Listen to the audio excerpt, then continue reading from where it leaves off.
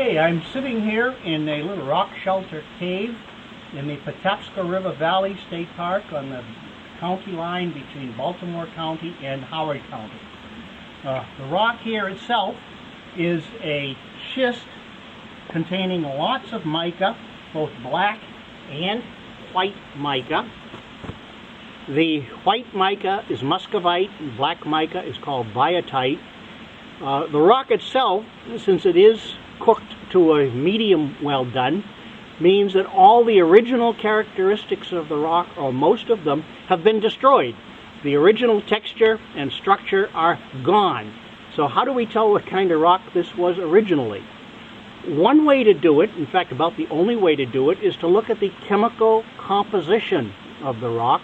What minerals are in it and what is the chemistry? It turns out that it's a very aluminum-rich rock. Micas are aluminum-rich.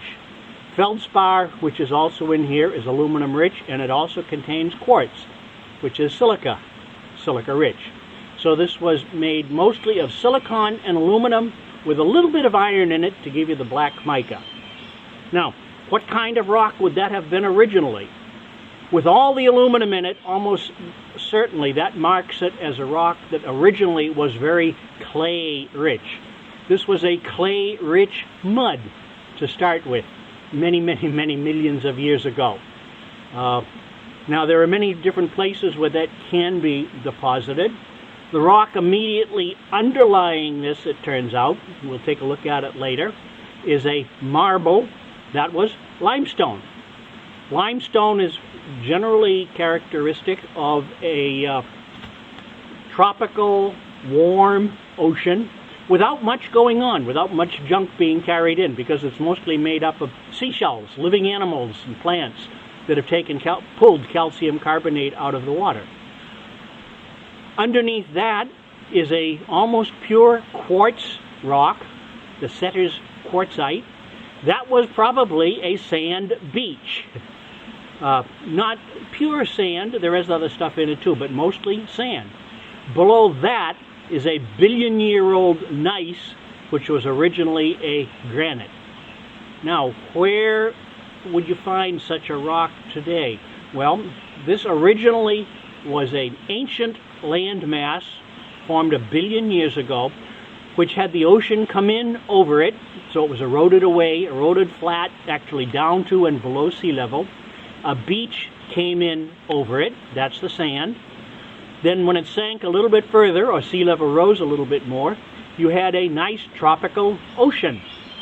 That's the limestone. Followed by mud being washed in from mountains going up far away, because it's a very fine mud. There is mud being deposited today in the Mississippi River Delta. No nearby mountains. It's being carried from thousands of miles away. Presumably the same here. That's the bet we've got. Okay. We find rocks like that in western Maryland where we can put a good date on them.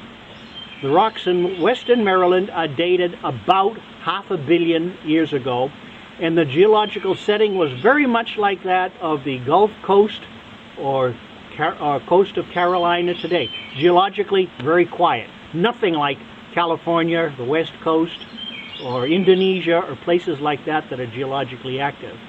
Now this is interesting because the surrounding rocks near this area are from a very geologically active environment with lots of igneous activity, lots of faulting, earthquakes, mountains, California. So what is this chunk of rock doing here? Well, it turns out that the rocks that have all that geological activity, such as in Western Regional Park or down along the Potomac River just upstream from Washington, those rocks are not, strictly speaking, deposited in North America. They were deposited on the other side of an ocean and have only been added to North America more recently.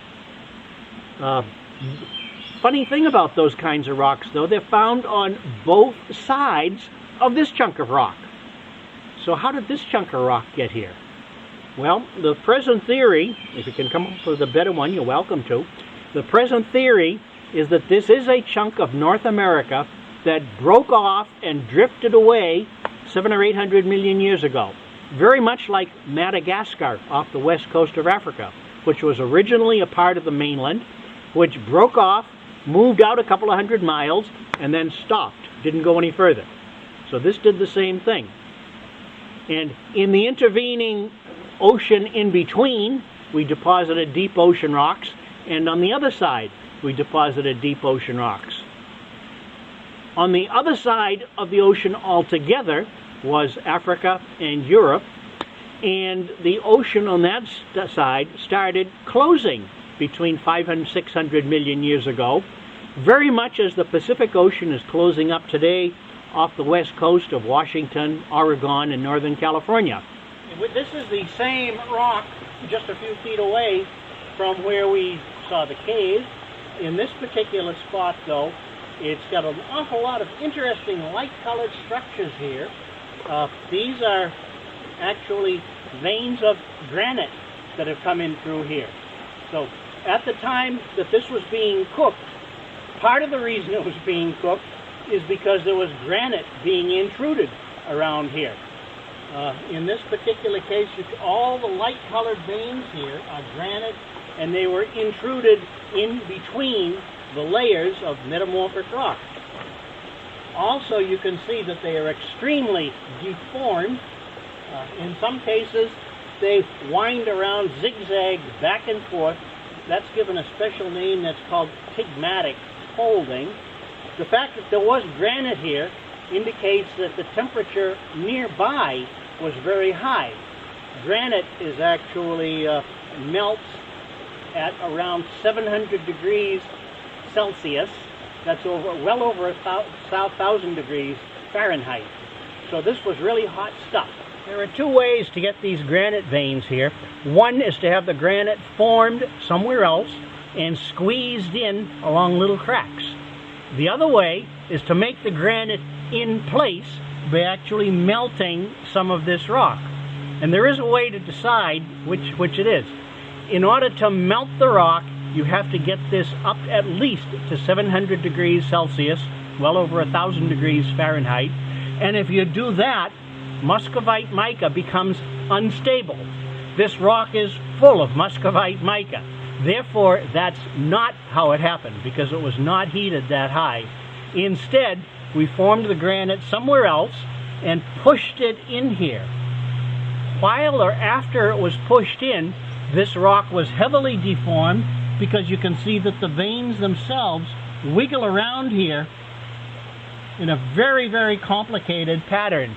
This is called ptigmatic folding, and it indicates that this rock was very, very plastic, that it was almost flowing like a liquid. It was solid, but like glacier ice, solids can flow very nicely.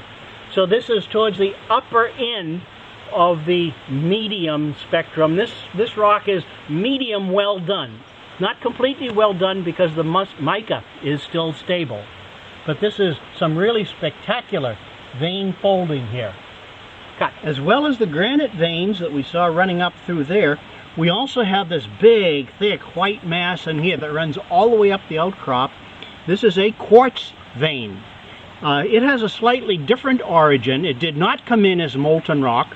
Quartz melts at a fantastically high temperature, much higher than this rock shows any signs of ever having been at. This rock was brought in by hot water solution that came in through the cracks after everything else was done.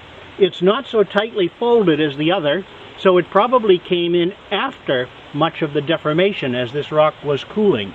This is very common in metamorphic rocks, that as it cools, quartz bearing hot water solutions will come in and deposit the quartz as it cools. Extremely hot water will dissolve and then deposit almost anything.